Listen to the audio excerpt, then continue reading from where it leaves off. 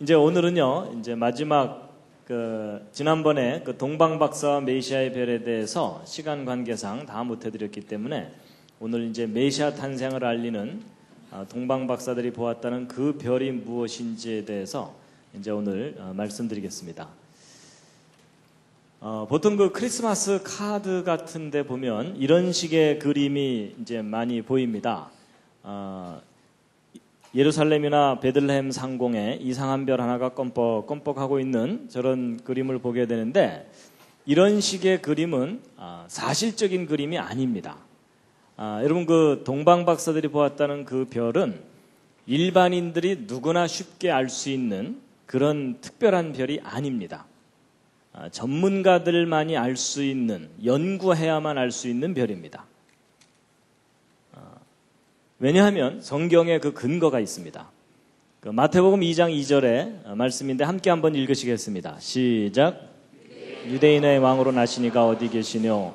우리가 동방에서 그의 별을 보고 그에게 경배하러 왔노라 하니 헤롯 왕과 온 예루살렘이 듣고 소동한지라. 여기를 보시면요, 동방박사들이 예루살렘에 와가지고 왕이 탄생했고 우리가 그 별을 보고 왔다고 말을 하니까 그때서야 헤롯 왕과 그 예루살렘 사람들이 소동을 일으켰다고 돼 있죠. 그러면 동방박사들이 오기 전까지는 사람들이 그 내용을 알고 있었다는 겁니까? 모르고 있었다는 겁니까? 까맣게 모르고 있었다는 겁니다.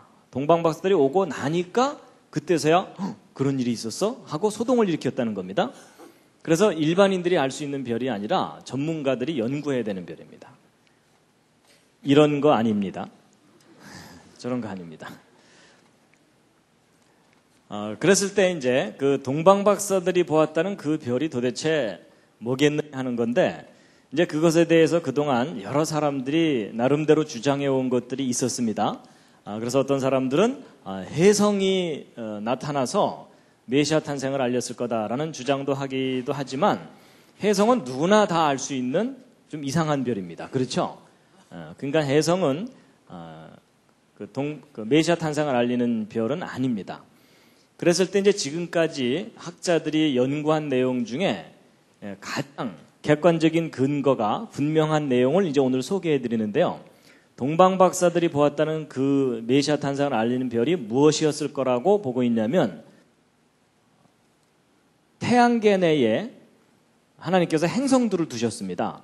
근데 그 행성들이 메시아 탄생을 알리는 역할을 했을 것이다라고 보고 있습니다. 우리가 알고 있는 목성, 토성, 금성 이런 별들이 메시아의 탄생을 알리는 역할을 했다라고 보고 있는데, 이제 왜 그러한지 이제 말씀을 드릴 텐데요. 여러분, 하나님께서 이 천지 창조하실 때 해와 달과 별들을 만드신 첫 번째 목적, 창세기 1장 14절에 함께 읽으시겠습니다. 시작. 징조와 사시와 일자와 연한을 이루라. 첫 번째 목적이 징조입니다. 하나님께서 역사 속에서 어떤 중요한 사건을 일으키실 때 하늘의 별들로 하여금 사인을 보내게 하셨습니다. 그 대표적인 예가 바로 이 동방박사들이 보았다는 메시아의 별입니다. 여러분, 그 태양계 내에는 9개의 행성이라고 저는 배웠었는데, 최근에 명왕성이 탈락한 거 아십니까? 예, 명왕성을 집어넣자니 명왕성보다 더 행성에 포함될 수 있는 별들이 더 있기 때문에 더 많이 집어넣자니 골치 아프니까 아예 하나 빼자 이러고서 명왕성을 탈락시켰습니다. 그래서 이제 우리 태양계 내에는 8개의 행성이 있다고 볼 수 있는데, 앞에 쪼무레기 행성이 4개가 있고 뒤에 좀 큰 행성이 4개가 있고 이렇습니다. 그래서 앞에 있는 걸 내행성, 바깥에 있는 걸 이렇게 얘기를 하는데, 그런데 이제 이 8개의 행성의 상대적인 크기를 여러분이 보시는 겁니다. 요 세 번째 것이 지구입니다. 그리고 지구에서 아주 밝게 보이는 별이 요 금성입니다. 샛별이라고 하죠. 그래서 지구에 아주 가깝기 때문에 밝게 보이고, 그 다음에 이제 목성은 지구에 비하면 이렇게 큽니다. 그래서 이 행성 중에 가장 크기 때문에 왕별입니다. 그래서 이름도 주피터인데, 주피터가 누구죠? 예, 그리스 로마 신화에 나오는 제우스인데 신들의 왕이죠. 그래서 이 목성은 고대로부터 왕의 운명을 점칠 때 연구했던 별이고 왕을 상징하는 별입니다.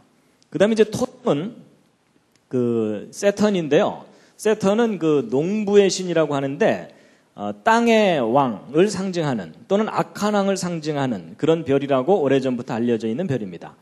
그런데 예수님 탄생할 때 이 목성과 토성이 예수님 탄생 직전에 하늘에서 이상한 움직임을 보입니다. 그것이 메시아 탄생을 알리는 사인이다라고 해석을 하고 있는 겁니다. 그래서 이제 이 9개 행성 예수님 탄생을 알리는 역할을 했다라고 이제 보고 있는데요. 제가 이제 오늘 내용을 말씀드리기 전에 한 분을 좀 소개를 해드려야 됩니다.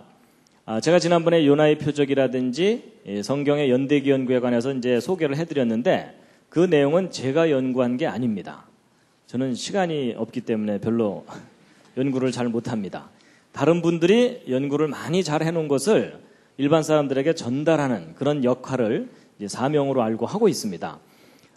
바로 이제 오늘 소개해드린 내용, 지난번 요나의 표적 이야기라든지 그런 내용들을 연구하신 분이 바로 이제 이분입니다. 유진 폴스틱이라는 분인데 그리 널리 알려진 분은 아닙니다. 이제 이분이 한국전에 참전했던 분입니다. 그래서 그 비행기가 폭격하기 전에 무전병들이 뭐 폭격할 장소를 알려주고 그러는 거 있죠. 하여튼 그런 역할을 했던 분인데 한국전에 참전한 것을 계기로 해서 신앙을 갖게 됐습니다. 하나님을 믿고 전쟁의 그 참상 속에서 이제 신앙을 갖게 됐는데 그리고 이제 미국으로 돌아가셨어요. 이분이 이제 전공은 전기공학입니다. 그래서 이제 공학을 하신 분인데 미국에 돌아가셔서 루터교라고 하는 교회에서 신앙생활을 착실하게 잘 하고 있었고, 혹시 배터리가 소리가 끊겼다 하는데 좀 바꿔주실 수 있으면 사업을 하셨는데 여러분 그 전봇대를 고치려면은 사다리차가 필요하거든요. 근데 이제 보통 이게 운전하는 사람 따로 있고 올라가서 고치는 사람 따로 있어가지고 이제 사람이 2명이 필요합니다. 근데 이분이 무슨 장치를 개발했냐면 혼자 몰고 가서 혼자 고칠 수 있는 장치를 개발한 거예요. 그러면 전기 회사에서는 인건비를 반으로 줄일 수 있으니까 그 장치를 마구마구 사준 거예요. 그런 바람에 이분이 돈을 많이 벌어가지고 밤새 숲에 세다 잠들고 뭐 이렇게 된 겁니다. 그래서 이분이 경제적으로도 충분히 안정되고 또 신앙생활도 착실하게 잘 지내고 있었어요. 그런데 이분이 좀 충격적인 사건을 겪었는데 그게 뭐냐면 루터교가 분열이 된 거예요. 그 분열의 원인 중에 하나가 뭐였냐면 성경에 대한 이해 문제로. 그러니까 성경을 기록된 그대로 믿는 보수적인 그런 관점을 가진 분들하고 성경을 기록된 그대로 믿지는 않지만 그래도 하나님이 우리에게 주신 귀한 말씀이다. 이렇게 좀 개방적인 생각을 가진 분들하고 서로 의견이 다른 바람에 교단이 분열이 된 거예요. 근데 이분은 순수한 마음에서 신앙생활 하다가 그렇게 분열되는 모습을 보고 충격을 받아갖고 이 성경이 정말 기록된 그대로 사실인지 아닌지 내가 좀 연구를 좀 해봐야 되겠다. 이래가지고 재산을 싹 정리해갖고 연구소를 만들었는데 그게 성경 역사 연구소입니다. 그래서 지난번에 말씀드렸던 그 과학적인 연구 방법으로 성경을 창세기부터 계시록까지 성경 전체 역사를 정확하게 이제 정리하는 일을 하게 된 거예요. 그래서 이분이 10년 동안 그렇게 쭉 체계적으로 성경을 다 정리하고 났더니 너무나 선명하게 예수 그리스도가 메시아라는 것이 드러나는 거예요. 그러니까 내가 메시아라고 인정해서가 아니라 객관적인 모든 증거가 예수 그리스도는 메시아예요. 그래서 이분이 이제 이렇게 확실한 역사적인 증거가 있다면 이걸 사람들에게 알려야 되겠다 해서 사람들에게 열심히 알리러 다니는데 문제는 사람들이 이분이 얘기만 하면 다 조는 거예요. 왜냐하면 여러분 구약 역사가 좀 어려울 수가 있잖아요. 그렇죠? 그래갖고 별로 그렇게 관심이 높지가 않은 거예요. 그래서 이분이 이 내용이 너무 좋은데 사람들이 잘 이해를 못하는구나 이러다가 한 아이디어가 떠올랐는데 그게 뭐냐면 이 내용은 이스라엘 사람들한테 정말 효과적이겠다. 왜냐하면 여러분 우리만 해도 구약은 다른 나라 역사잖아요. 그렇죠? 근데 이스라엘 사람들한테는 구약이 자기들 역사잖아요. 근데 자기들 역사를 정확하게만 분석을 하면 예수 그리스도가 메시아라는 것이 너무나 선명하게 드러나거든요.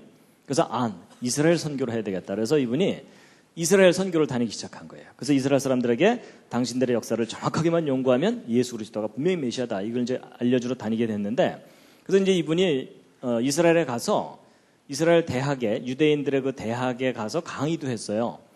그러니까 이분이 이제 자기가 연구한 결과를 가지고 가서 그 이스라엘 그 대학 교수에게 설명을 쫙 했더니 그 대학 교수가 깜짝 놀라는 거예요. 이방인이 자기들보다 자기들의 역사를 더 정확하게 정리를 했거든요. 그리고 당신 이 내용 우리 학교에 좀 강의 좀 하라고. 그래서 이분이 이제 강의를 하게 됐어요. 근데 여러분 그 이스라엘은 아다시피 예수를 안 믿잖아요. 그렇죠? 그러니까는 예수 얘기를 하면 안 되거든요. 그래갖고 이분이 이제 예수 얘기는 다 빼고 이스라엘 역사만 정확하게 한 학기 동안 강의를 한 거예요. 근데 이제 문제가 생겼어요. 무슨 문제가 생겼냐면 학생들이 한 학기를 다 듣고 났더니 결론이 뭐예요? 예수가 메시아인 거예요. 그래서 이제 학교가 완전 난리가 난 거예요. 학생들이 술렁술렁 거리면서 다 듣고 났더니 예수가 메시아라는 막 얘기들이 막 도니까 이제 정작 다급해진 건 누구냐면 이분을 강의를 맡겼던 그 교수가 자기 입장이 곤란해진 거예요. 이단자를 자기 학교에 데려다가 강의를 시킨 거니까. 그래서 당장 나가라고 그래가지고서 이분이 쫓겨나게 됐는데 또 이분이 거기 가서 사고 친 게 하나 있어요. 무슨 사고를 쳤냐면 유대교 청년이 개신교로 기독교인이 된 거예요. 그랬다가 이 청년이 다시 유대교로 돌아갔어요. 이제 그럴 경우 유대교에서는 이런 청년이 상당히 쓸모가 있어요. 왜냐하면 기독교로 가봤자 별 볼 일 없으니까 다시 돌아왔구나. 이래가지고 이제 유대교를 선전하는데 이 청년을 예를 들면서 이제 사용할 수가 있거든요. 그런데 이분이 이제 그 청년을 다시 만나갖고 자기가 연구한 결과를 다 얘기해 준 거예요. 그래서 이스라엘 역사를 다 정리해 보면은 예수가 메시아인 것이 너무나 분명하다는 걸 알려줬더니 이 청년이 다시 개신교로 갔어요. 그러니까 예전에는 그냥 갔는데 지금은 이제 확진을 하고 다시 이제 온 거예요. 근데 이제 문제는 이 청년이 이 정도 상황이 되면 이스라엘 사회 내에서는 테러를 당합니다. 그러니까 생명의 위협을 느끼게 돼요. 그래갖고 이분이 할 수 없이 그 청년을 데리고 이스라엘에서 탈출을 했어요. 하여튼 그런 스토리를 가진 분이에요. 그래갖고 이제 이분이 이스라엘 이제 선교에 이게 너무나 효과적인 걸 알고서 이제 선교를 다니다가 떠오른 민족이 하나 있습니다. 그게 뭐냐면 한국이 떠오른 거예요. 왜냐하면 자기가 참전도 했을 뿐만 아니라 이스라엘을 선교하기에는 한국 사람들이 뭔가 정서적으로 통하는 것 같다. 이렇게 개인적으로 느낀 것 같아요. 그래서 이제 한국을 방문했는데 누구를 찾아갔냐면 여러분 그 대천덕 신부님이라고 아십니까?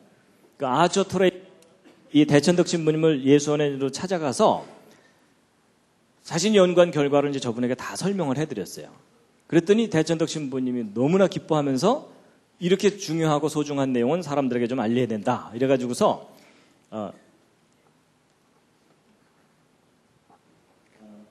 된다 그래가지고서 이분을 어디에 소개를 해드렸냐면 한동대학교에 소개를 해주고 한동대학교 이제 1995년도에 개교한 기독교 대학인 걸 이제 아실 겁니다.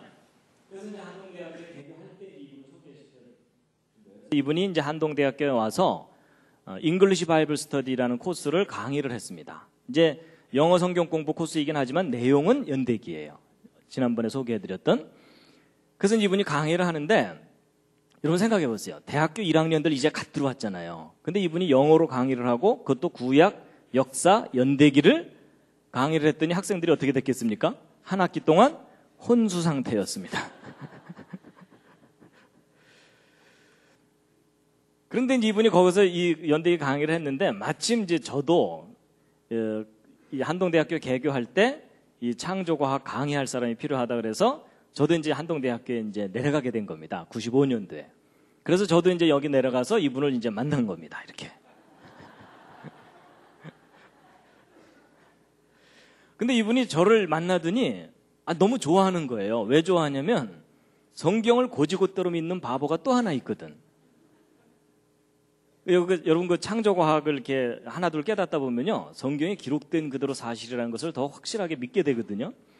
근데 이제 그런 비슷한 사람을 만나니까 너무 기뻐하면서 자기가 연구한 결과를 저한테 다 주면서 이걸 좀 사람들한테 좀 알리라고 이제 그래갖고 제가 이제 이분을 만나게 된 계기가 된 겁니다. 그래서 이제 저는 이제 과학을 공부를 했으니까 혹시 이분이 뭐 과장을 하거나 이 뻥을 친 거 없나 이러면서 이제 이분이 이제 연구한 결과를 쭉 훑어보고 이제 강의도 들어보고 했는데 제 개인적으로는 상당히 객관적이고 탁월한 연구를 한 거고, 이제 저도 그렇지만은 뭐 이스라엘에 가서 이제 공부도 하시고 온 분들이 이분이 한 연구 결과에 대해서 상당히 긍정적으로 아주 훌륭하게 역사를 잘 정리했다고 이제 평가를 하거든요. 바로 이제 이분이 이제 연구한 그 내용들을 정리한 책이 요 4권의 책인데, 제가 이제 오늘 여기 좀 잠깐 갖고 나왔습니다. 그래서 이 4권의 책에 성경 역사를 이제 다 꼼꼼하게 정리를 해가지고 창조 때부터 지금까지 역사를 이제 정리한 겁니다. 그래서 이제 이분이 연구한 결과 중에 한 주제 중에 하나가 이제 크리스마스에 관한 이야기입니다. 그래서 이제 크리스마스에 관한 이야기를 이제 해드릴 텐데요. 여러분, 이제 우리가 이제 12월 달이 됐기 때문에 곧 성탄절이 오잖아요. 그래서 이제 매년 12월 25일이면 예수님의 탄생일을 기념해서 우리가 이제 축하를 하는데, 근데 여러분 12월 25일이 예수님의 진짜 탄생일이 아닌 건 아시죠? 혹시 이 말에 또 심히 충격을 받으신 분 계시지 않습니까? 여러분 12월 25일이 예수님의 진짜 탄생일이 아니라는 것은 오래전부터 알려져 왔어요. 그래서 국민일보에 몇 년 전에 그 특집 기사도 나오고, 그래서 12월 25일은 아니다 이렇게 돼 있습니다. 근데 이제 그날이 아닌 건 아는데 정확한 날짜들을 사람들이 잘 모르니까 그냥 계속 우리가 12월 25일을 지키고 있을 뿐이거든요. 그래서 12월 25일을 크리스마스로 지키는 것은 유럽과 아메리카 국가의 영향을 받은 나라들이 주로 지킵니다. 러시아 정교회나 그리스 정교회 또는 아프리카 쪽의 콥트 교회들은 1월 달에 예수 그리스도의 탄생일로 지킵니다. 그래서 나라마다 예수님의 탄생일을 서로 다르게 지킵니다. 그래서 이제 12월 25일을 예수 그리스도의 탄생일로 정하게 된 동기가 뭐냐? 예수님이 탄생하시자마자부터 예수님의 탄생일을 지킨 게 아닙니다. 그로부터 수백 년 지난 후에 뒤늦게 예수 그리스도의 탄생일을 추정을 해서 지키거나 이런 것인데, 이제 12월 25일 탄생일에 대한 몇 가지 주장이 있습니다. 이제 그 중에 하나가 뭐냐면, 우리는 지금 그레고리안 달력이라고 하는 양력 달력을 쓰고 있는데, 그 달력 이전에는 율리우스력이라는 이 천문학자들이 주로 쓰는 그런 달력이 있거든요. 줄리어스 시저가 만든 달력인데, 그 율리우스력으로 볼 때 동짓나라에 해당되는 날을 예수 그리스도의 탄생일로 정했다라는 주장이 하나 있고요. 또 뭐가 있냐면은 로마 제국 시절에 로마 사람들의 축제일이 12월 17일에서 24일입니다. 근데 이 기간 동안 선물 교환도 하고 그런다 그러는데, 이제 12월 25일이 태양이 탄생한 날이다 이래가지고서 자기들이 축제일로 지키는 그런 날이 있는데, 그날하고 결부시켜서 예수 그리스도의 탄생일로 정하게 됐다라는 주장들이 있습니다. 근데 이제 이런 것들은 정확하지 않고 반대 의견도 있기 때문에 뭐 대략 요 정도만 소개해드리고, 이제 정작 중요한 것은 예수 그리스도의 진짜 탄생일인데, 이제 탄생일은 조금 뒤에 설명드리기로 하고요. 일단 하나 이제 우리가 얘기해야 될 게 뭐냐면, 여러분 우리가 지금 2006년을 살고 있는데, 이것이 이제 서력기원이라 그래서 예수 탄생 이후부터의 연대라고 우리가 알고 있잖아요. 그래서 예수님이 탄생하셨을 때를 기준으로 해서 Before Christ, Anno Domini 그래가지고서 BC와 AD 이걸 나눈다고 이제 우리가 알고 있죠. 근데 여러분 예수 그리스도가 실제 탄생한 연도도 지금 현재로부터 정확하게 2006년 전이 아닙니다. 그럼 도대체 이 기준점은 어떻게 정한 거냐 하는 건데요. 이것은 어떻게 정한 거냐면, 지금으로부터 1474년 전인 AD 532년에 그렇게 정확하지 않은 기록에 근거해서 예수 그리스도 탄생일을 추정한 것인데, 그때 당시에 어떤 기록이 있었냐면, 예수는 약 500년 전에 죽었으며 3월 25일 날 부활하였다, 이런 기록이 있었는데 그걸 근거로 추적한 겁니다. 그래가지고 여기서부터 500년 전에 예수 그리스도께서 십자가에 달리셔서 죽었으니까 그로부터 30여 년 전에 탄생하셨을 거다라고 추정하게 된 겁니다.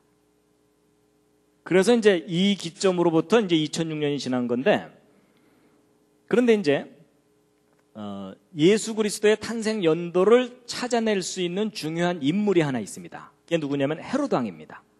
여러분 헤로드 왕이 죽기 직전까지 거의 미친 거 아시죠? 이제 예루살렘과 그 주변 지역을 다스리는 왕으로 이제 세워졌는데, 로마 제국 시절에. 근데 왕권에 대한 집착이 너무 강한 바람에 주변에 자기 왕권을 노리는 사람들을 다 죽입니다. 그래서 막 아내도 죽이고 아들도 죽이고 다 죽이는데 막 죽이다가 떠오르는 사람들이 있었어요. 그게 누구냐면 얼마 전에 동방 박사들이 와갖고 왕이 탄생했다고 얘기했잖아요. 그렇죠? 그거 찾아서 죽여야 되죠. 그래가지고 성경 기록 아시는 대로 그 박사들에게 자세히 알아본 그때를 표준해서 2살부터 그 아래로 다 죽였다 이렇게 돼 있죠. 근데 저 이제 아이들을 학살하는 사건이 있고 난 직후에 헤롯 왕이 죽습니다. 그러면 우리가 헤롯 왕이 언제 죽었는지만 정확하게 알고 나면 그로부터 대략 한 2년 전쯤 예수 그리스도가 탄생하신 거라는 거죠. 근데 헤롯 왕이 언제 죽었는지에 대한 기록이 있습니다. 그게 뭐냐면 여러분 요세푸스라 그래서 로마 제국 시절에 유대 역사를 정리한 사람입니다. 근데 그 요세푸스가 기록하기를 헤롯 왕이 죽을 때 월식 현상과 금식일이 연거푸 있었을 때 죽었다는 거예요. 근데 여러분 이 월식 현상, 금식일 이런 이야기가 나오면 이제 여러분이나 저나 기뻐요. 왜 기쁘죠? 지난번에 말씀드린 대로 저런 현상들은 정확하게 컴퓨터를 이용해서 찾아낼 수 있다고 그랬죠? 그래가지고 이 월식 현상과 금식일이 이제 연거푸 있었던 데를 찾아내면 되고요. 그 다음에 이제 시리아의 통치자인 퀸틸리우스 바루스라는 사람이 통치할 때 헤롯 왕이 죽었다는데 이 사람은 이제 BC 5년에서 2년 기간 동안 통치를 했습니다. 그 다음에 이제 악티움 해전이라 그래가지고요. 이 고대사에서 유명한 건데 여러분 그 클레오파트라 아시죠? 클레오파트라하고 마르쿠스 안토니우스가 짝짝꿍이 돼갖고 옥타비아누스하고 패권 다툼을 했던 유명한 해전이 악티움 해전입니다. 여기서 누가 이겼게요? 옥타비아누스가 이깁니다. 그리고 이 둘은 죽습니다. 그리고 이제 이 옥타비아누스가 나중에 아우구스투스라는 칭호를 얻게 되는데 성경에는 아우구스도라고 나왔습니다.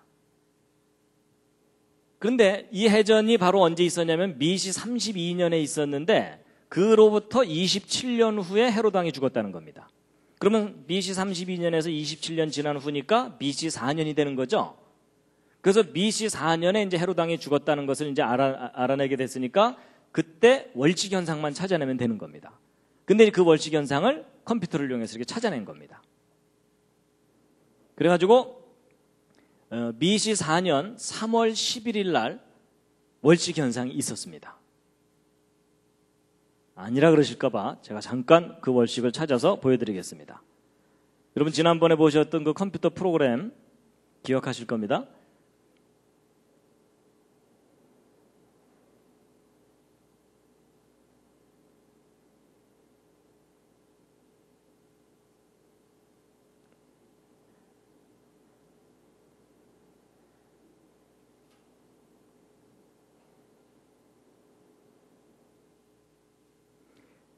이게 이제 BC 4년 3월 13일인데 이게 이제 그 달력에 이제 서로 그 줄리안 달력과 그레고리안 달력의 그 차이 때문에 이제 하루 이틀 정도 차이가 나게 되는데요.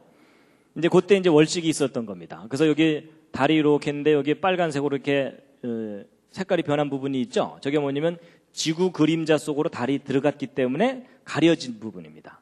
이제 이 월식이 시간이 지남에 따라서 월식이 진행되는 것을 잠깐 보실 텐데요.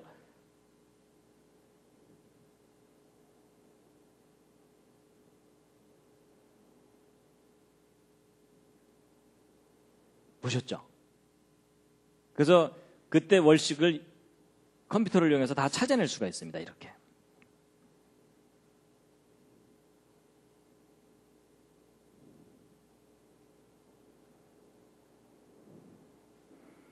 그래서 이제 뭐 거의 꼼짝마라 수준입니다. 지금.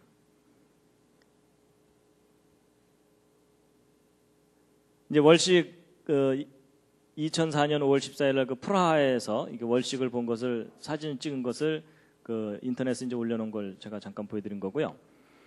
이제 그렇다면 이제 BC 4년이 그 헤롯 왕이 죽은 때가 이제 맞다면 예수님은 BC 6년 경쯤 태어나신 거거든요. 그랬을 때 그 예수 그리스도의 탄생에 대해서 이 초대 교부 중에 하나인 터툴리안이라는 분이 언제 탄생했다고 이제 기록을 해놨냐면 그 시리아의 통치자가 아까는 그 퀸틸리우스 바루스였는데 이제 예수 그리스도의 탄생은 세터니너스가 이 시리아를 통치할 때 탄생했다는 겁니다. 근데 이 사람이 BC 9년에서 6년 기간 동안 통치를 했거든요. 그러니까 요 기간 중에 예수 그리스도가 탄생하신 거예요. 그러니까 BC 6년일 가능성이 이제 높은 거죠. 근데 예수 그리스도의 탄생일에 대해서 이집트의 알렉산드리아라는 지역에 있었던 초대 교부 중에 한 사람이 세인트 클레멘트인데, 이 클레멘트라는 분이 예수 그리스도의 탄생에 관한 몇 가지 기록을 모아놓은 게 있어요. 그 중에 그 모아놓은 몇 가지 기록 중에 가장 객관적으로 입증 가능한 이제 날짜가 언제냐면, 이집트 달력으로 이분이 표기를 해놨는데, 이집트 달력으로 파코몰 25일입니다. 이집트 달력으로. 근데 이걸 일단 무엇으로 바꿔야 되냐면 이스라엘의 달력으로 바꿔야 됩니다. 그 구약 달력으로. 그걸로 바꿔놨더니 2월 28일이에요. 구약 달력으로. 이하로 투엔에 있으라 그래서. 근데 이제 이스라엘 달력은 음력이거든요. 그럼 이제 저것을 우리가 현재 쓰고 있는 양력 달력으로 바꾸면 5월 14일이 되는 겁니다. 그래서 클레멘트가 수집한 기록 중에 하나가 옳다면, 조건은 붙어요. 예수 그리스도의 실제 탄생일은 BC 6년 5월 14일이라는 겁니다. 갑자기 화이트 크리스마스의 환상이 깨지시지 않습니까? 우리는 하도 오랫동안 겨울에 예수 그리스도의 탄생을 맞았었기 때문에 늘 화이트 크리스마스를 꿈꿨잖아요. 근데 이 기록이 맞다면 예수님은 5월 달에 오신 거니까 계절의 여왕 5월에 오신 겁니다. 꽃피는 봄에 님이 오신 거예요. 근데 저도요, 제가 이제 뉴질랜드에 가서 거기서 크리스마스를 보낸 적이 있었거든요. 거기는 남반구니까는 크리스마스 때가 여름입니다. 한여름 땡볕에 크리스마스를 지내려니까 너무 이상한 거 있죠. 그래서 이게 뭐 북반구에 사느냐 남반구에 사느냐에 따라서 크리스마스가 전혀 다른 느낌입니다. 그런 것처럼 우리도 너무 화이트 크리스마스를 고집할 필요는 없습니다. 자, 그런데 이제 BC 6년 5월 14일이 예수 그리스도의 탄생일이 맞다면 그걸 뒷받침할 만한 객관적인 증거가 있어야 되잖아요. 그렇죠? 이제 그 증거가 바로 이제 이 표입니다. 이제 이 표를 이해하시면 되는데요. 여러분, 예수님이 BC 6년 5월 14일 날 탄생하셨다면 예수 그리스도의 탄생일을 입증해 줄 만한 인물이 하나 있습니다. 그게 누구냐면 세례 요한입니다. 세례 요한은 예수 그리스도보다도 6개월 먼저 태어난 예수님을 예비한 선지자죠. 여러분, 세례 요한과 예수님은 무슨 관계죠? 혈연 관계로는 사촌 관계입니다. 누가 형이죠? 세례 요한이 당연히 형입니다. 6개월 먼저 태어났으니까. 세례 요한의 아버지가 누군지 혹시 아십니까? 성경을 보면 나오는데요. 사가랴입니다. 정 기억이 안 나시면 수퍼에서 물건을 사가랴 뭐 이렇게라도 좀 외워주시면 감사하겠습니다. 그래서 세례 요한의 아버지 이름이 사가랴고 어머니의 이름이 엘리자벳입니다. 근데 사가랴의 직업이 뭘까요? 제사장입니다. 제사장인데 어느 팀 제사장이냐면 아비야 반열의 제사장이라고 성경에 나옵니다. 이런 게 무슨 말이냐면 다윗 왕이 솔로몬에게 정권을 넘겨주기 직전에 제사장 제도를 정비를 해갖고 24팀을 만들어서 한 팀이 한 주씩 성전 봉사를 하도록 제도를 만들었어요. 그래서 24팀이 7일씩 근무를 하니까 168일마다 자기 팀 순서가 들어오게 돼 있는데 바로 이제 이 사가랴가 아비야 팀 제사장인 겁니다. 그러면 이제 세례 요한이 예수님보다 6개월 먼저 탄생했다면 세례 요한이 잉태된 때를 거꾸로 추적할 수가 있겠죠. 그걸 추적해 보면은 BC 7년 3월 24일인데 그럼 세례 요한이 이때 잉태되었다는 근거가 있느냐? 있습니다. 그게 뭐냐면 여러분 성경을 보면은 세례 요한의 탄생 스토리가 자세하게 나오는데 세례 요한의 아버지 사가랴와 어머니 엘리자벳은 나이가 많고 아이가 없었어요. 그래서 이제 아브라함처럼 자식을 포기하고 있었던 상황이었어요. 근데 세례 요한의 아버지 사가랴가 자기 팀 순서가 돌아와서 제사장 직무를 수행하러 들어갔거든요. 제비를 뽑는 바람에 자기가 걸려갖고 이제 성소로 들어가게 돼요. 근데 성소에 들어가서 누구를 만납니까? 가브리엘 천사를 만나요. 근데 그 천사가 뭐라 그래요? 대뜸? 네가 아들을 낳을 거다. 믿어지겠어요? 안 믿어지겠어요? 이미 생물학적으로 아이를 낳을 수 없는 상황이 됐는데 자기가 아들을 낳게 된다니까 안 믿었죠. 안 믿어서 어떻게 됐습니까? 벌 받아요. 무슨 벌을 받습니까? 네가 아이를 낳을 때까지는 말을 못하게 될 거다. 이렇게 됐죠. 그래서 그 순간부터 말을 못하는 바람에 성소에서 나온 다음에 사람들하고 필담으로 나눴다고 성경에 자세하게 나오죠. 그러면 이제 이 사가랴가 성소에서 나온 다음에 아내와 동침했겠어요? 안 했겠어요? 버텼을까요? 아닐걸? 뭐 이러면서? 그럴 리가 없죠. 그렇죠? 왜냐하면 자기가 지금 증거를 받았으니까. 그럼 이제 우리가 뭘 확인해 보면 되냐면 이때가 아비야 반열 제사장들이 직무를 수행할 때인지를 확인해 보면 되거든요. 근데 아주 공교롭게도 이때가 그때예요.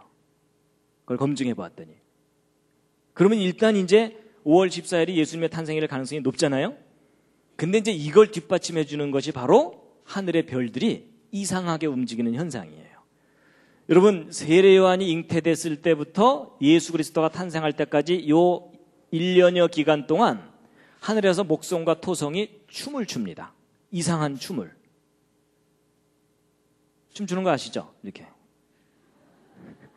자, 이제 그 춤을 추는데 여러분, 이 토성이 좀 더 느리게 돌고 목성이 좀 빠르게 돌거든요. 왜냐하면 토성이 좀 바깥쪽에서 돌기 때문에 천천히 돌아요. 목성은 앞에서 좀 빨리 돌고. 그래서 토성이 앞서서 가고 있는데 목성이 뒤따라오더니 토성하고 춤을 추는 거예요. 그러니까 이런 거예요. 세례 요한이 잉태되기 직전부터 이제 토성이 앞서서 가고 있는데 목성이 뒤따라오더니 야, 같이 놀자 이러면서 춤을 추는 거예요. 이제 이 현상이 바로 메시아 탄생을 알리는 사인이었다라고 해석되는 현상입니다. 그래서 이 목성은 아까 말한 대로 왕을 상징하는 별이라고 했죠. 이 토성은 악한 왕을 상징하는 별이라고 알려져 있기도 하고 몇 가지 해석이 있긴 한데 하여튼 이 해석이 가장 이제 합리적이라고 보고 있는데 그래서 이 진짜 왕이 악한 왕을 물리친다라는 그런 개념이라는 거예요. 그래서 이제 목성과 토성에 대해서 좀 말씀을 드리면요. 이제 목성과 토성이 자기 궤도를 갖고 있는데 이제 이렇게 요 기간 동안에 만났다 헤어졌다 만났다 헤어졌다 만났다 헤어졌다 이런 일들을 이제 반복하게 됩니다. 여러분 그 목성은 이 태양이 요 중심에 있으면 11년마다 한 바퀴씩 돕니다. 이 공전주기라고 하거든요. 그 다음에 이제 토성은 30년 정도마다 한 바퀴씩 돌아요. 근데 지구는 1년에 한 바퀴씩 도니까 얘네들이 돌게 되면 지구는 안에서 아주 방정맞게 도는데 얘네들은 천천히 돕니다. 그래가지고 얘네들이 주기가 서로 다르기 때문에 20년마다 한 번씩 하늘에서 만나요. 그러니까 보통은 목성 저기 있으면 토성은 저쪽에 있고 이러거든요. 근데 20년마다 한 번씩 만나기 때문에 2000년 5월 28일 날 한 번 만났거든요. 그러다가 이제 2020년 12월 21일이 돼야만 또 하늘에서 또 만납니다. 그러니까 아주 느리게 한 번씩 만나는 거예요. 근데 이제 보통은 이제 이렇게 떨어져 있는데 이제 만나게 되는데 이제 지구 쪽에서 바라보면 이런 겁니다. 태양이 지나가는 자리를 따라서 이제 태양이 지나가는 자리를 따라서 이제 토성도 지나가고 이제 목성도 보통 지나가거든요. 그래서 보통 그 밤하늘에 그 달이 지나가는 자리를 따라서 밝게 보이는 별들이 행성이라고 보시면 됩니다. 그런데 이제 보통은 토성이 좀 느리고 목성이 빠르기 때문에 이렇게 지나쳐가게 마련이에요. 그런데 이제 예수님 탄생 직전에 하늘에서 무슨 일이 벌어진 거냐면 토성이 앞서서 가고 있는데 목성이 뒤따라오더니 야, 너 잘 만났다 이러더니 같이 뒤로 물러갔다가 앞으로 가는 거예요. 신기한 현상이죠. 근데 이제 이게 왜 그러냐면요. 태양에서 바라보면 모든 행성이 한쪽 방향으로 가거든요. 근데 지금 우리는 태양에서 보는 게 아니라 지구에서 보고 있잖아요. 근데 지구는 이 안쪽에서 돌고 있죠.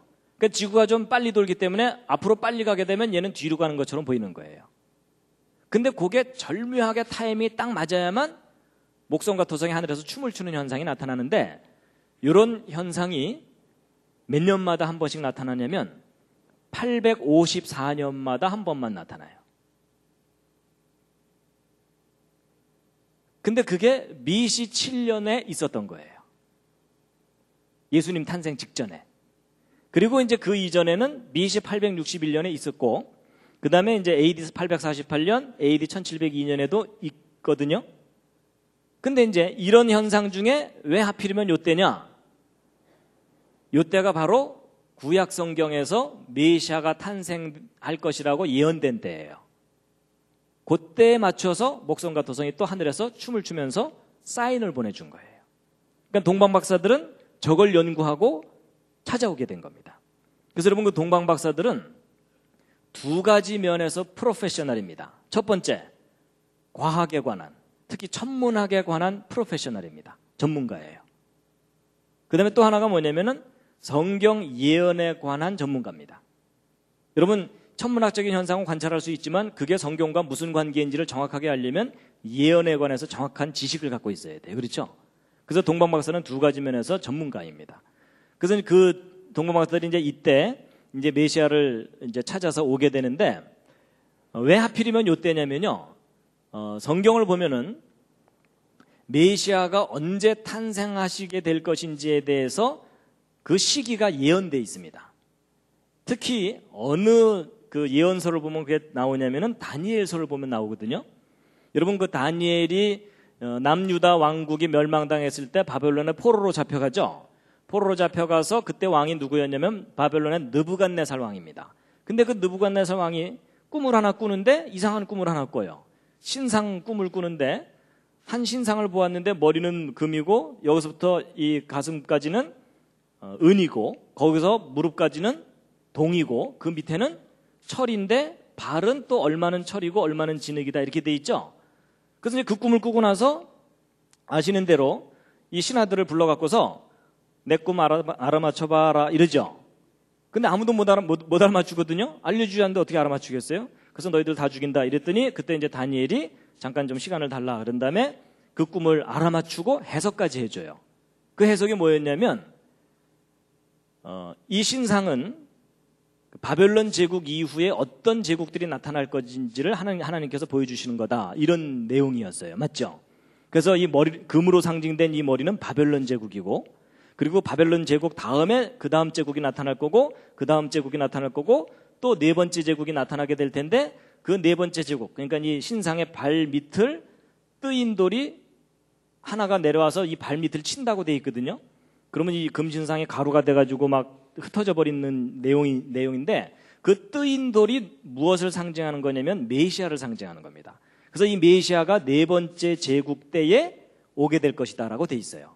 그래서 첫 번째 제국이 바로 바벨론 제국이라면 그때 당시 이스라엘을 지배했던 이 제국들이 바벨론 다음에 페르시아, 헬라, 로마로 이렇게 변하거든요.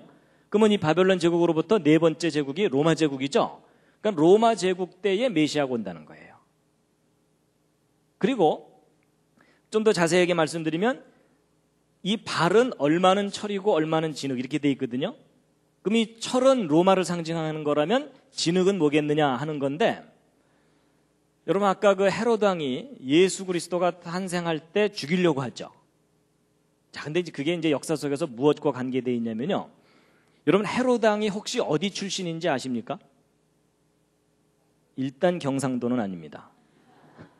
전라도도 아니고요.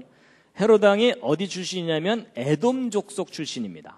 근데 에돔 족속이 그 조상이 누군지 혹시 아십니까? 에서입니다. 에서가 누구의 형이죠? 야곱의 쌍둥이 형이죠. 근데 여러분 재밌는 게 뭐냐면 야곱과 에서가 무엇을 놓고 서로 다투냐면 장자권을 놓고 서로 다툽니다. 근데 누가 장자권을 뺏어가요? 야곱이 뺏어가니까 에서가 야곱을 죽이려고 하죠. 근데 놀랍게도 그 상황이 예수님 때 그대로 일어나요. 여러분 에서의 후손이 헤롯이거든요. 야곱의 후손이 누굴까요? 예수 그리스도입니다. 그렇죠? 근데 야곱과 에서가 장자권을 놓고 서로 싸웠는데 이제 진짜 장자가 된 건 누구예요?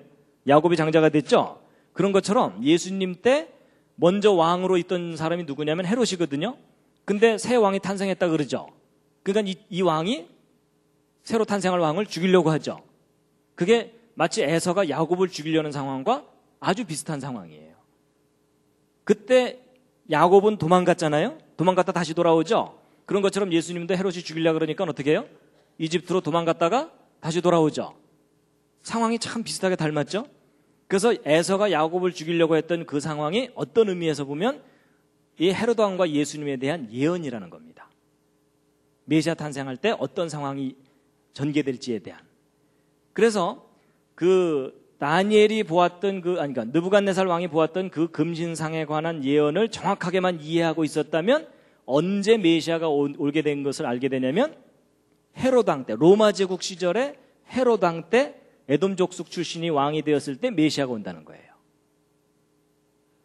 그러한 상황하고 이 목성과 토성이 하늘에서 춤을 추는 상황이 일치하게 된 때가 바로 저 때예요. 이제 앞뒤가 이해가 되시죠? 안 돼도 할 수 없습니다. 진도 나가야 됩니다. 그래서 이제 바로 BC 7년부터 6년 그 어간에 이 목성과 토성이 하늘에서 이제 사인을 보내주는 겁니다. 그러니까 동방 박사들이 저 현상을 보고서 드디어 이제 오셨구나 하고 이제 찾아오게 됐다라는 이야기입니다. 그래서 이제 그때 동방 박사들이 보았다는 그 목성과 토성의 움직임을 이제 잠깐 이제 보실 텐데요.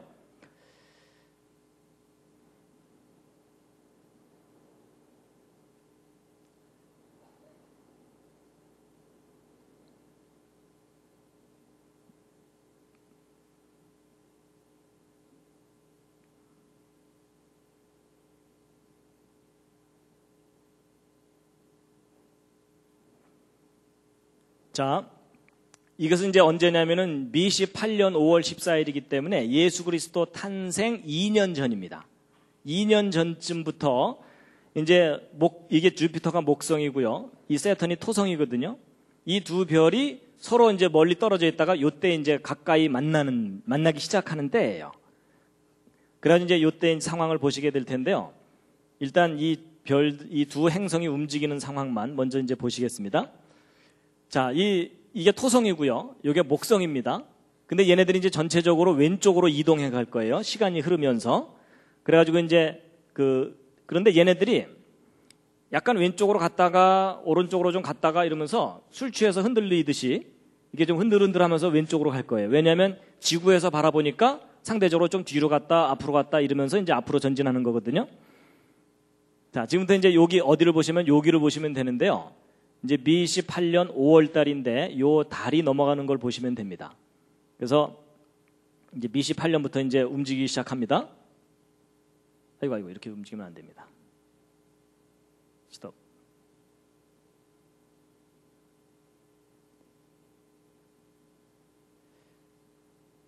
자, 이제 BC 8년부터 이게 9월, 10월, 11월 이렇게 되잖아요. 그래서 이제 목성이 드디어 이제 세턴에 가까이 가는 거예요. 다른 별들은 야, 쟤네들 만났다 이러면서 지나가는 거고요. 그래서 이제 주피터가 지나가는 듯 하더니 도로 뒤로 가는 거 보이시죠? 뒤로 갔다가 또 다시 앞으로 가는 거예요. 다른 별들은 야, 쟤네들 싸운다 이러면서 지나가고 있고요.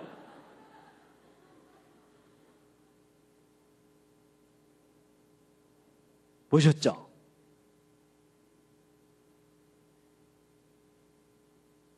근데 이제 저 현상은요, 어느 날 밤에 둘이 이제 앉아갖고 자기야, 별이 참 예쁘지? 뭐 이랬더니 막 별들이 저렇게 움직이더라는 얘기가 아닙니다. 저런 움직임을 알아차리려면 1년 이상의 기간 동안에 매일 밤 저 두 별들을 관찰을 해가지고서 그래프를 그려야 돼요. 그래야만 저 별들이 신기하게 움직인 것을 확인할 수가 있습니다. 바쁜 사람은 못합니다. 할 일 없는 과학자들만이 가능한 일입니다. 그러니까 동방 박사들이 저걸 연구한 거예요. 그러니까 진짜 왕이 악한 왕을 물리치고 우리를 구하러 오신다라는 사인이라는 거예요.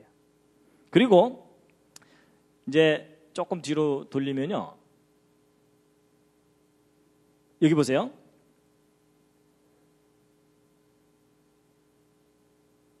여기 지금 토성, 목성이 있는데 여기 비너스가 가까이 오죠. 이 비너스가 뭐죠? 그리스 로마 신화에서 여신이죠, 여신. 근데 그러면 저 비너스는 뭘 의미할 것 같습니까? 성경의 그 예언하고 관계해서 한번 생각해 보세요. 메시아 탄생할 때 어떤 상황에서 탄생한다고 예언이 돼 있죠? 보라, 처녀가 잉태하여 아들을 낳으니 그 이름을 임마누엘이라 하라 이렇게 돼 있죠? 진짜 왕이 악한 왕을 물리치러 오는데 처녀의 몸에서 태어난다. 그게 성경에서 메시아에 관해서 예언된 가장 중요한 내용이거든요. 근데 그 상황을 저 세 별이 나타내주고 있다라고 보고 있어요. 근데 이렇게 얘기하면 이제 어떤 분들은 야, 지금 뭐 그리스 로마 신화하고 성경을 짬뽕에 비빔밥을 만드는구나, 이런 생각하는 분들이 계실 거예요. 근데 이제 이 상황을 이해하시려면 지난번 제가 강의했던 연력학 법칙을 좀 떠올리셔야 됩니다. 여러분, 갑자기 머리에 주관하시나요? 여러분, 어떤 정보가 있으면, 진짜 정보가 있으면 그게 시간이 지나면서 변질되는 현상이 있다 그랬죠? 잘 보세요. 여러분, 하나님께서 태초에 우리 인간이 타락했을 때 아담과 하와를 에덴 동산에 쫓아내시면서 여자의 후손 중에 메시아가 태어날 거다, 그리고 또 메시아가 탄생할 때는 하늘에 징조가 있을 거다라는 걸 다 알려주셨거든요. 그러면 그 지식을 갖고 있던 사람들이 그 징조를 제대로 알아차리려면 그 징조에 대한 정확한 지식이 있어야 알아차리겠죠. 그렇다는 얘기는 메시아 탄생 때 구체적으로 어떤 상황이 일어날지에 대해서 이미 사람들이 지식이 있었다는 얘기입니다. 근데 그 지식이 다양한 민족들이 다양하게 이렇게 퍼져나가면서 변질되고 다양해지겠죠. 그래서 그리스 로마 신화도 메시아 사상에 관한 지식이 변형된 형태로, 신화의 형태로 나타난 것이다라고 이해를 하면 어느 정도 이해가 되실 겁니다. 뭐 이게 이해가 안 돼도 또 할 수 없습니다. 진도는 나가야 됩니다. 그래서 요 세 별이 하늘에 나타난 그때 예수님이 탄생하시게 됩니다. 실제로. 바로 이게 BC 6년 5월 14일이죠. 그때 이제 하늘의 그 별을 보면요, 이걸 조금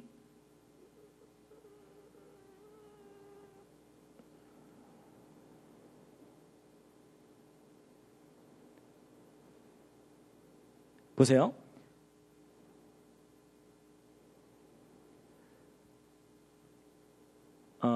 해 뜨기 직전에 하늘에서 토성과 목성과 금성이 쪼로록 보입니다.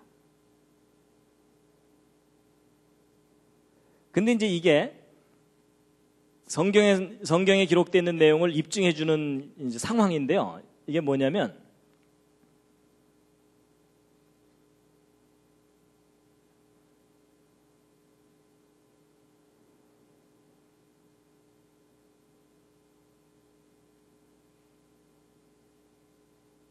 자, 보세요. BC 6년 2월 28일입니다. 2월 28일이면은 예수님 탄생 조금 직전이거든요. 직전까지 이 목성과 토성이 태양 왼쪽에 있어요. 태양 왼쪽에 있다는 얘기는 뭐냐면요, 이제 지구가 여기 있으면 태양이 여기 있고 목성과 토성은 그 뒤쪽에 있는 겁니다. 뒤쪽에 있는데 태양 왼쪽에 있어요. 그러면 이게 이제 시간이 지나면서 태양이 먼저 뜨고 목성과 토성이 나중에 뜬다는 얘기는 저녁에 질 때 태양이 먼저 지고 목성과 토성이 나중에 진다는 얘기죠. 그러니까 이 동방 박사들이 저 별을 관찰할 때에는 밤새 이 두 별이 춤을 추는 현상을 관찰할 수 있었거든요. 그러다가 자기들이 연구한 지점으로부터 출발해서 예루살렘 오는 그 도중에는 저 두 별이 관찰이 안 됩니다. 안 되는 이유가 뭐냐면, 이 상황에서 시간이 지나가게 되면 이 두 별이 어떻게 움직이는지 보시면요, 태양 오른쪽으로 이동을 하게 되거든요. 그럼 이제 태양 오른쪽으로 이렇게 이제 이동해 가는 요 와중에는 태양빛이 너무 강하기 때문에 이 두 별이 관찰이 안 됩니다. 그러다가 이 두 별들이 태양 오른쪽으로 딱 나타나야 이제 어떤 일이 벌어지냐면, 매일 아침 해 뜰 때 얘네들이 먼저 뜨고 태양이 나중에 뜨는, 그러니까 이걸 좀 뒤로 돌렸다 앞으로 이제 다시 돌려버리면요, 이제 이 상태에서 태양이 뜨기 직전에 토성이 보이고 목성이 보이는 현상이 나타나거든요. 자, 그럼 이제 저게 이제 뭘 의미하냐면요, 동방 박사들이 예루살렘에 왔어요. 헤로드 왕에게 얘기했죠. 왕이 탄생하는 별을 우리가 보고 왔는데 어디에서 나셨는지 좀 알려달라. 그랬더니 왕이, 헤로드 왕도 나도 모르니까 너네들이 좀 찾거든, 나한테 알려주라 이랬죠. 그 대신에 이제 성경 기록을 봤더니 베들레헴에서 메시아가 탄생할 거라는 예언이 있어가지고 하여튼 그쪽으로 가봐라 이랬거든요. 근데 이제 동방 박사들이 저 두 별이 안 보이다가 헤롯궁에서 딱 나와가지고서 자기들이 어느 쪽으로 가려고 그랬더니 그 별이 다시 나타났다고 돼 있죠. 그래서 이제 사람들은 그 부분을 읽으면 무슨 생각을 하냐면, 야, 이 별이 동방 박사들을 인도해 주다가 사라졌다가 다시 나타났다고 돼 있거든요. 그래서 이제 전통적인 그 메시아 탄생의 별에 대한 관점을 가진 분들은 이상한 별 하나가 나타났다가 사라졌다가 다시 나타났다 이렇게 생각하거든요. 근데 그게 아닙니다. 이 목성과 토성이 태양 왼쪽에 있다가 오른쪽으로 이동하는 도중에는 관찰이 안 되기 때문에 안 보였던 겁니다. 그러다가 얘네들이 오른쪽으로 딱 이동한 후부터 다시 관찰되거든요. 그래서 동방박사들이 다시 나타난 그 별을 보고서 그 별을 따라갔다는 얘기입니다. 그래서 성경에 기록되어 있는 그 내용들이 실제 상황으로 이렇게 검증이 되는 것을 지금 확인시켜 드리는 겁니다.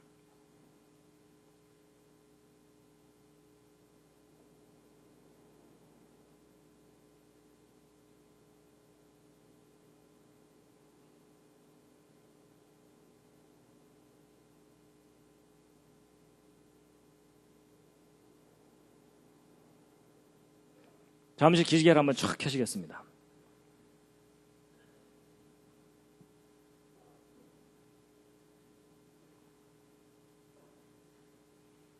여기까지 잘 따라오셨습니까? 아니면 중간에 기절하셨습니까?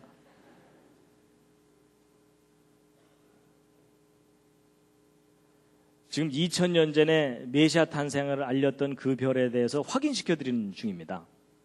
사실 이게 컴퓨터가 개발되기 전까지는 불가능한 일입니다. 근데 이게 지금 가능해진 이유가 컴퓨터로 과거를 직접 볼 수 있기 때문입니다.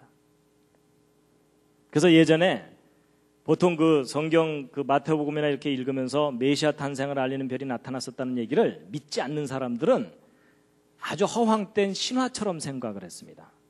근데 이게 신화가 아니라 역사적인 사실이었다는 것을 이제 과학적으로 확인할 수 있게 된 거라는 얘기입니다. 그래서 이제 그 세례요한의 잉태부터 예수님 탄생 때까지 목성과 토성이 하늘에서 춤을 추면서 메시아 탄생을 알렸던 부분에 대해서 이제 확인을 시켜드렸는데요. 그러면 도대체 그때 그 예수님을 경배하러 왔던 동방박사들은 누구겠느냐 하는 것에 대해서 여러 가지 주장이 있습니다. 이제 그 중에 가장 심한 주장 중에 하나가 한국 사람들이었을 거다 이런 주장입니다.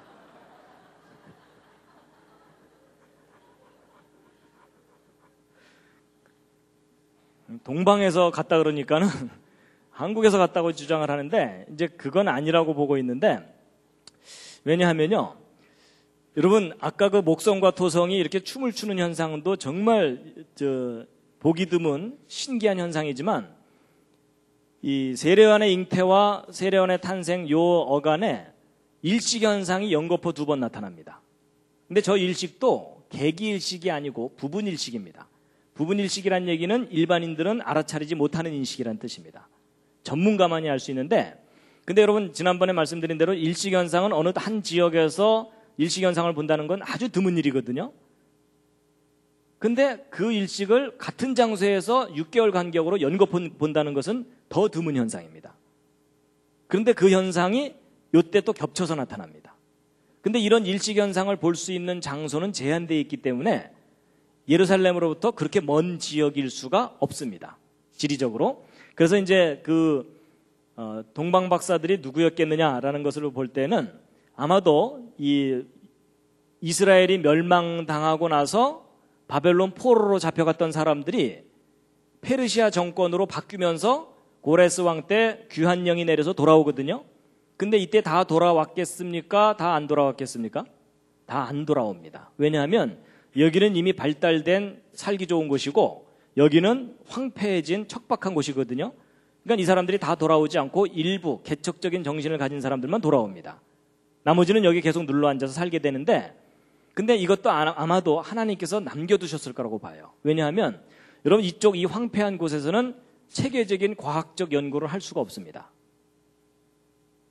아마 이쪽에 남아있던 사람들이 그 발달된 학문과 풍부한 자료들을 가지고 철저하게 연구한 다음에 왔을 거라고 보는데, 이때 남아있던 사람들도 자기들이 포로 생활을 했었기 때문에 계속 메시아 사상을 갖고 있었을 거거든요.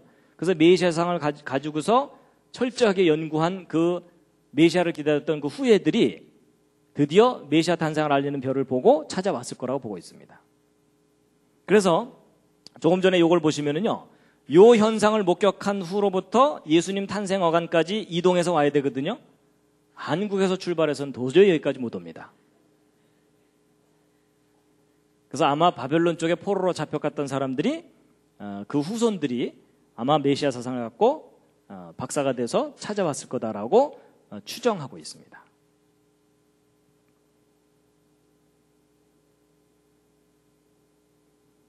그래서 이제 지금까지 메시아 탄생을 알리는 별에 관한 가장 근거 있는 이야기를 소개해 드렸는데요.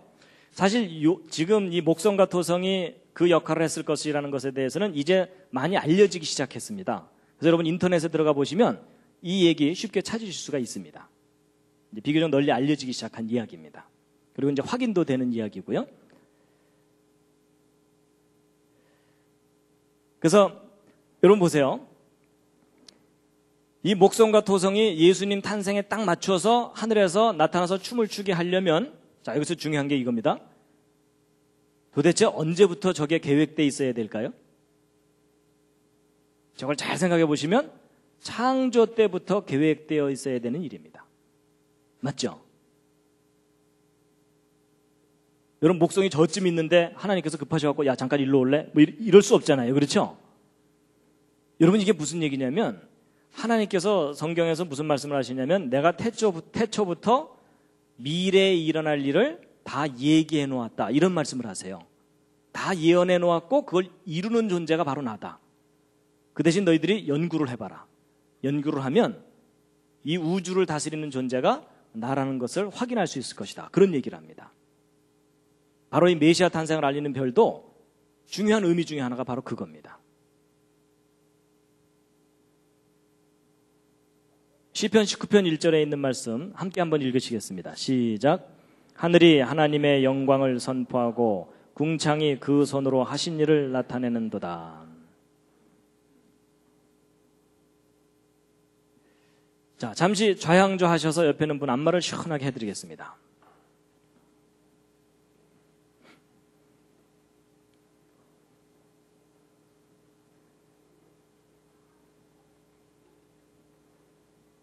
안마를 시작한다는 얘기는 강의가 쉽게 끝날 것 같지 않다는,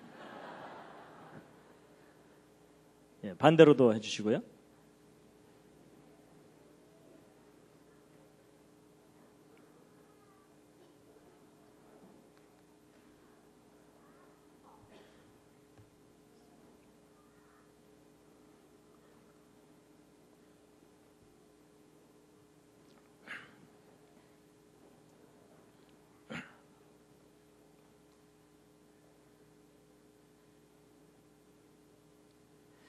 이제 한 가지 에피소드를 얘기해드리고 이제 마칠 텐데요. 여러분 그 예수님의 탄생일이 BC 6년 5월 14일이 맞다면, 조건은 붙어요. 맞다면 예수 그리스도의 2000번째 탄생일이 좀 의미가 있어야 되지 않겠습니까? 그렇죠? 여러분 우리 젊은 사람들은 뭐 만난 지 100일만 돼도 막 파티하고 그러잖아요. 그러니까 예수님의 2000번째 탄생일은 좀 지킬 만한 의미가 좀 있다고 보는데, 여러분 한번 생각해 보세요. BC 6년 5월 14일이 예수 그리스도의 진짜 탄생일이라면 2000번째 탄생 기념일은 몇 년도가 될 것 같습니까? 옆에 있는 분과 한번 상의해 보시기 바랍니다. BC 6년이면 마이너스 6년이라고 생각하시면 됩니다. 그러면 1994년일 것 같은 느낌이 드시죠? 1994에다가 6을 더하면 되니까? 아닙니다. 95년입니다. 왜냐하면 여러분 BC와 AD 사이에는 0년이 없어서 그렇습니다.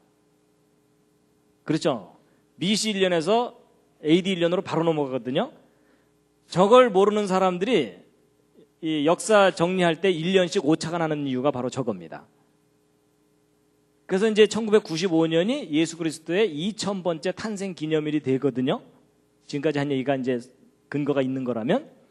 근데 재미있게도 그때가 바로 이거 연구한 분이 한동대학교 왔던 때입니다. 이게 재밌는 얘기입니다.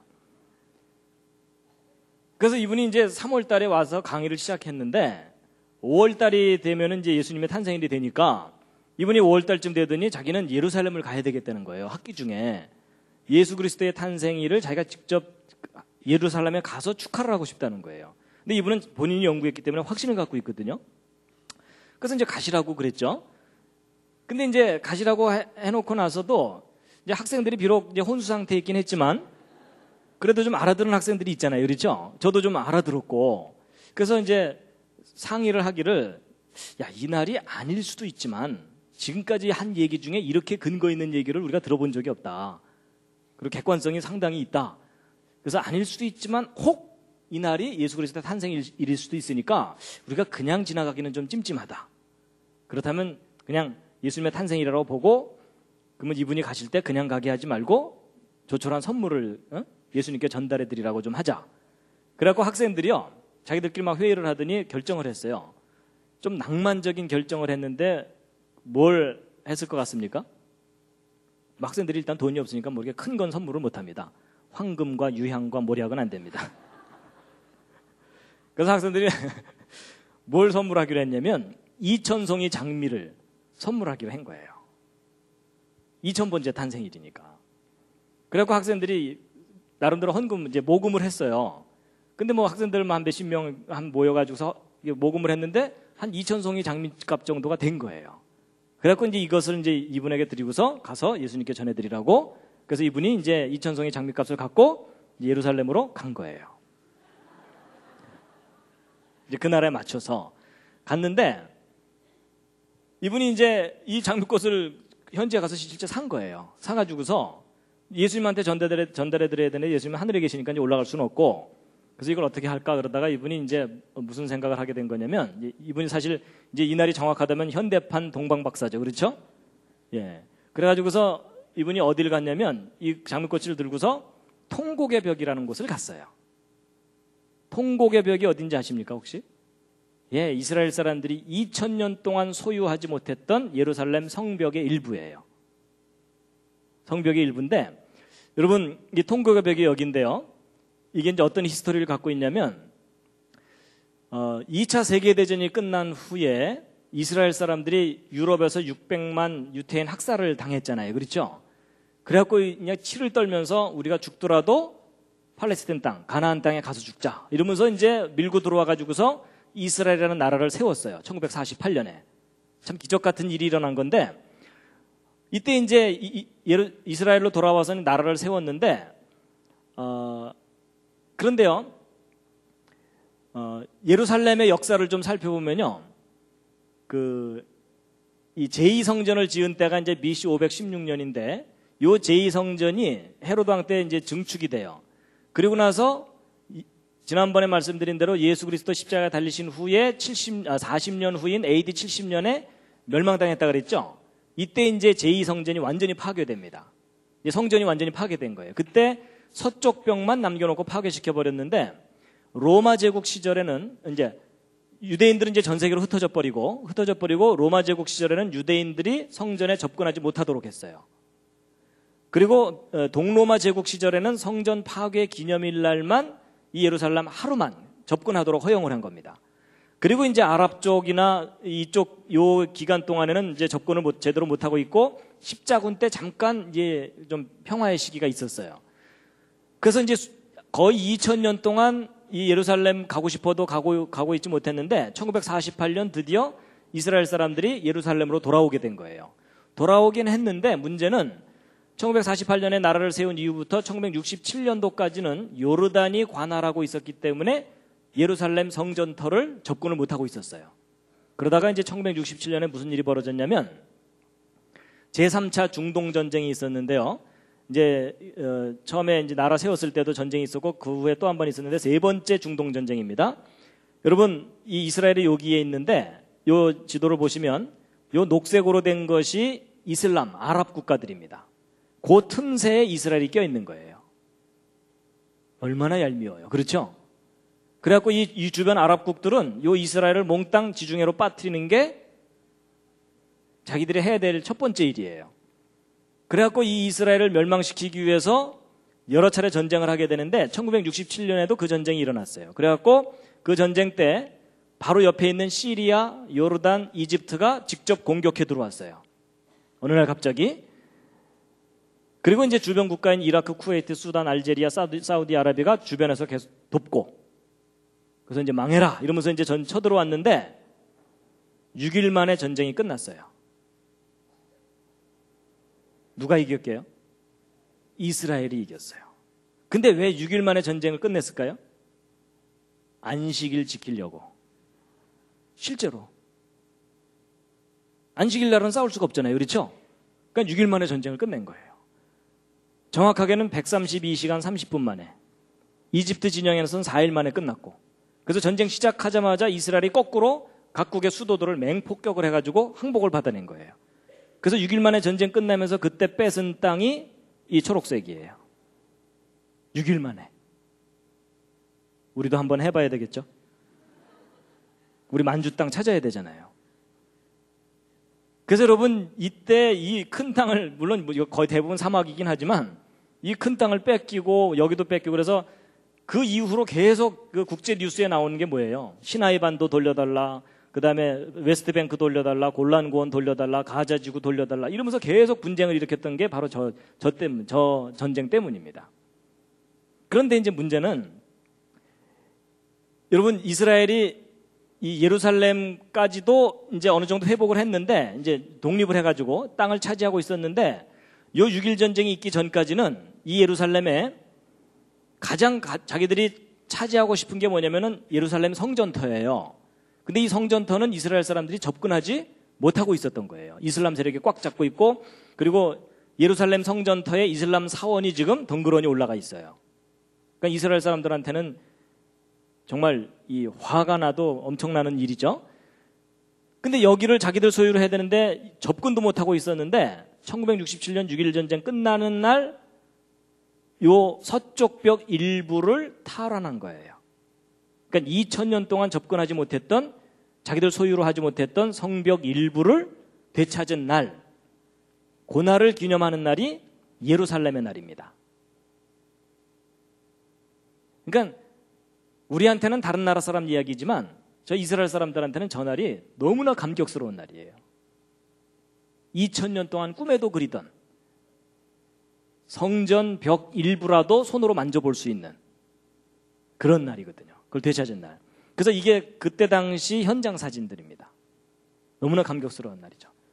근데 이제 요 예루살렘의 날이라고 정해진 그 날이 바로 2월 28일이거든요. 1967년.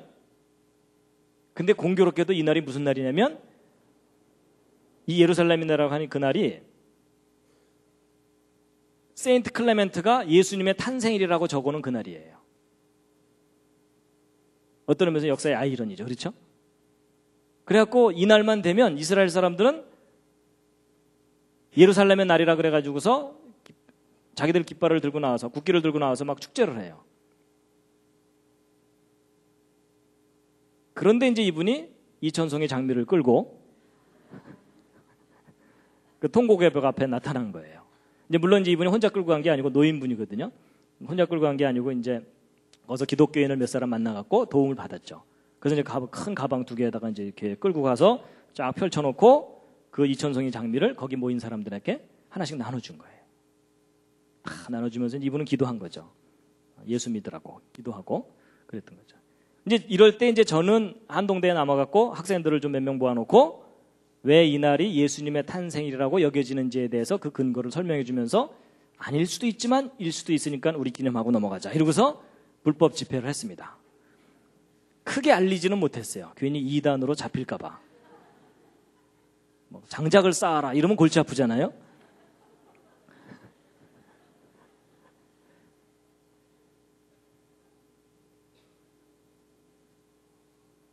그래서 이제 이게 바로 그 예수 그리스도의 2000번째 탄생일에 관한 에피소드입니다.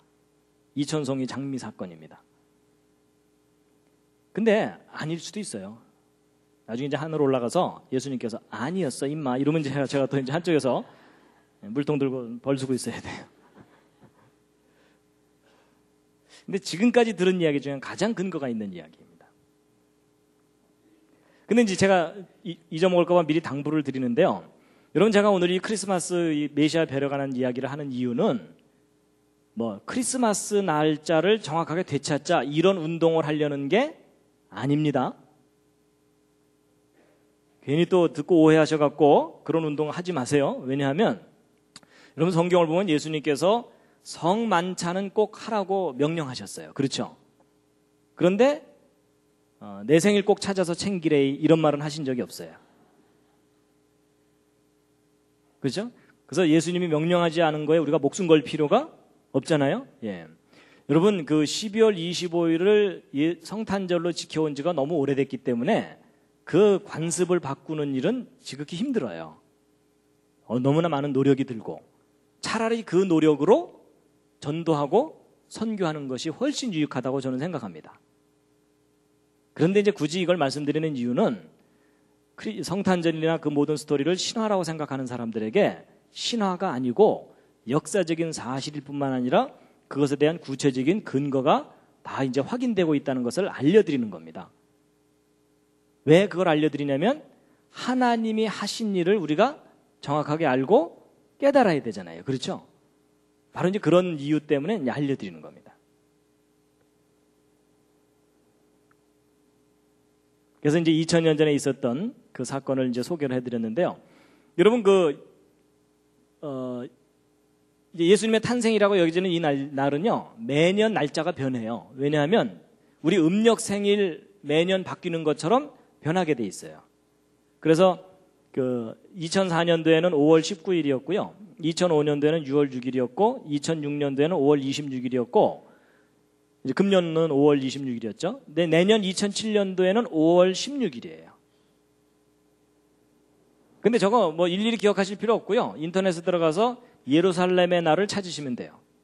그 날이 예수 그리스도의 탄생일이라고 추정되는 날이거든요.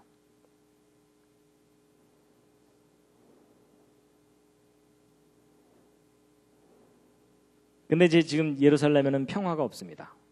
근데 예수님께서 예루살렘의 평화를 위해서 기도하라고 하셨거든요. 그래서 우리가 예루살렘의 평화를 위해서 기도해야 됩니다. 자, 이사야서 41장에 있는 말씀 함께 읽으시겠습니다. 시작. 나 여호와가 말하노니 너희 우상들은 소송을 일으키라.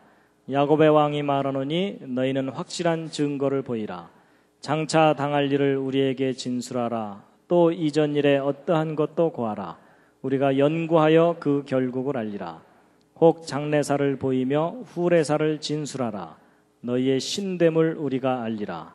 또 복을 내리든지 화를 내리라. 우리가 함께 보고 놀라리라. 여러분 지난 시간에 제가 말씀드렸던 왜 여호와 하나님이 유일한 신이신가? 그것에 대한 증거가 뭐라 그랬죠? 예언과 역사라 그랬습니다. 하나님께서 태초부터 미리 미래에 일어날 일을 다 예언해 두신 다음에 그걸 정확하게 이루어 나가십니다. 근데 문제는 우리가 그것에 대한 지식이 없으면 하나님 무슨 일을 하셨는지를 모르면 하나님이 유일한 신이시라는 것에 대한 확증을 못합니다. 근데 하나님께서 역사 속에 그 증거들을 다 두셨고 어떤 의미에서 보면 오늘날 컴퓨터가 개발된 것이 하나님이 하신 일을 보다 선명하게 마지막 때에 드러내시기 위해서 우리로 하여금 개발하게 하신 것이다라고 생각이 되기도 합니다. 그래서 2000년 전에 나타났던 메시아에 뵈러가는 이야기를 해드렸습니다. 다시 한번 읽으시겠습니다. 시작. 유대인의 왕으로 나시니가 어디 계시뇨? 우리가 동방에서 그의 별을 보고 그에게 경배하러 왔노라 하니 헤롯 왕과 온 예루살렘이 듣고 소동한지라. 마지막 꽃다발입니다.